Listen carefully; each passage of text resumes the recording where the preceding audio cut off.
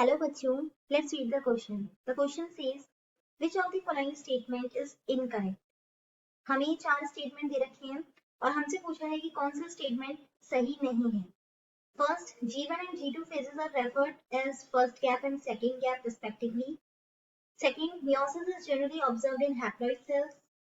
Third, the cell cycle is divided into two basic phases, interphase and M phase. Or is it fourth, prophase is the first stage of karyokinesis of mitosis? So the key concept is phases of cell cycle.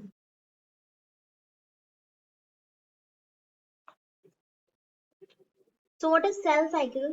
Cell cycle क्या होता है? कोई भी cell होता है वो बड़ा होता है और फिर दो सेल में डिवाइड हो जाता है.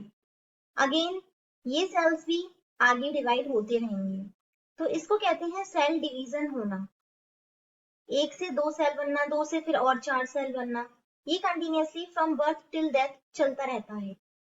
अब इस एक सेल से जब ये दोनों सेल्स बनेंगे, जो सेल डिवीजन होगा, तो इस ड्यूरेशन में जितने भी इवेंट्स होते हैं, जो भी प्रोसेसेस होते हैं, वो सब मिलके बनाते हैं सेल साइकिल.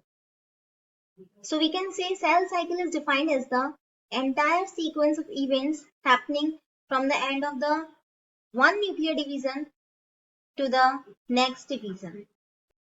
अब इस सेल साइकिल में दो फेजेस होती हैं. फर्स्ट इंटरफेज एंड सेकेंड होती है एम फेज या dividing phase. So what is interphase? Interphase क्या होती है? जस्ट लाइक इंटरवल होती है. तो interphase is the time of active metabolic reactions. यहाँ पर क्या होती है? बहुत सारी रिएक्शंस होती हैं leading to the synthesis of DNA, RNA and proteins.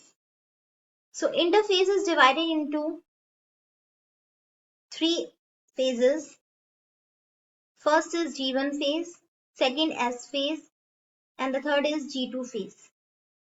इस G1 phase को first gap phase या first growth phase भी कहते हैं. S phase को synthetic phase कहते हैं and G2 phase को second gap या second growth phase कहते हैं. जैसे कि G1 phase में क्या होता है? RNA एंड प्रोटीन सिंथेसाइज होते हैं.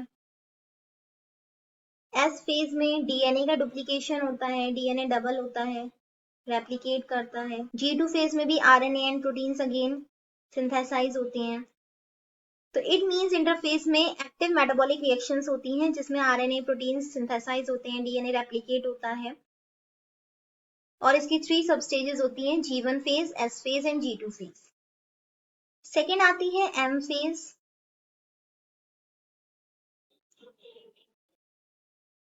एम फेज को माइटोसिस फेज भी कहते हैं या डिवाइडिंग फेज कहते हैं. इंटरफेज में क्या होता है? सेल साइज में इंक्रीज हो जाता है. अब इस सेल को डिवाइड करना है so that new cells form हो सके. तो जब भी हम डिवाइड करेंगे तो वो कौन सी फेज होगी? एम फेज होगी. So it is a dividing phase जहां पर सेल डिवीजन होता है. बेसिकली इसमें क्या होता है? कैरियोकाइनेसिस होती है.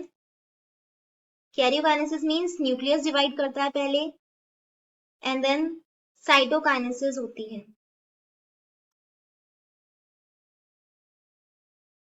सेल डिवीजन भी दो टाइप का होता है.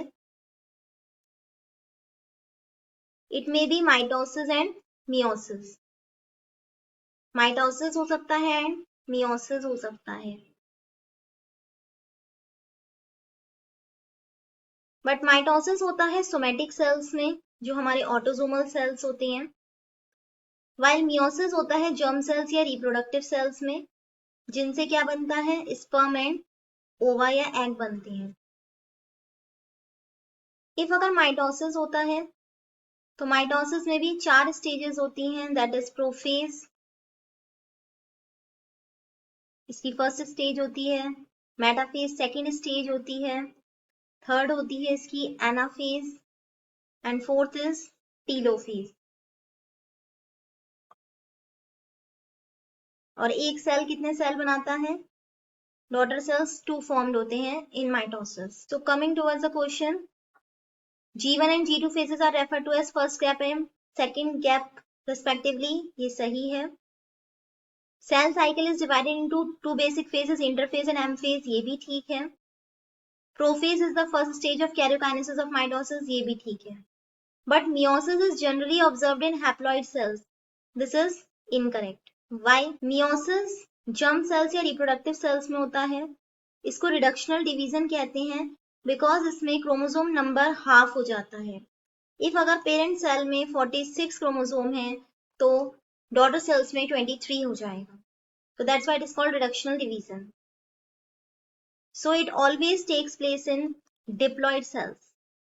Because जब diploid cells को हम हाफ करेंगे तभी वो क्या बनाएंगे? हैप्लॉइड बनाएंगे. So meiosis किस में होता है? हमेशा डिप्लॉइड में होता है so that हमें हैप्लॉइड ऑफस्प्रिंग्स मिल सके. So second statement false है. So final answer is B. Meiosis is generally observed in haploid cells. Hope you understood it well. Best of luck.